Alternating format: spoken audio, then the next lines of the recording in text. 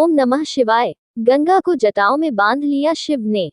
रघुवंश में भगवान राम के पूर्वज भागीरथ एक प्रतापी राजा थे।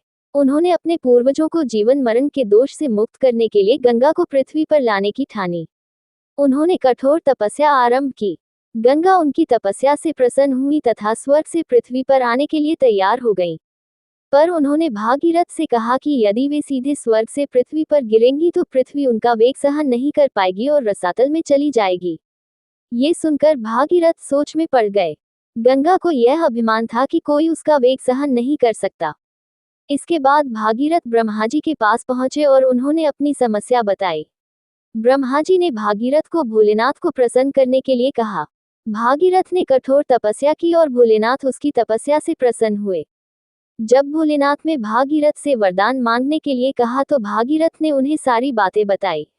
शिव ने गंगा का अभिमान दूर करने के लिए संसार के दुखों को हरने वाले शिव शंभु प्रसन्न हुए। गंगा जैसे ही स्वर्ग से पृथ्वी पर उतरने लगी, शिव ने उन्हें जटाओं में कैद कर लिया।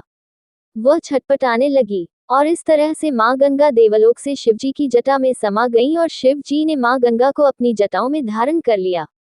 इसलिए भी भोलेनाथ के कई नामों में उनका एक नाम गंगाधर है। भगवान शिव को चाहने वाले कमेंट में ओम नमः शिवाय लिखें। भोलेनाथ उनकी सभी मनोकामनाएं पूरी करेंगे। लाइक और सब्सक्राइब करना ना भूलें। शिव जी की जटाओं में आते ही मां गंगा का वेग कम हो गया। इसके बाद मां गंगा उस स्थान पर पहुंची जहां भागीरथ के पूर्वजों की राख पड़ी थी। मां गंगा का स्पर्श होते ही भागीरथ के पूर्वजों को मोक्ष की प्राप्ति हुई। इस तरह से मां गंगा पहले शिव जी की जटाओं में समाई, फिर धरती पर अवतरित हुई। ओम नमः शिवाय। गंगा मैया की जय।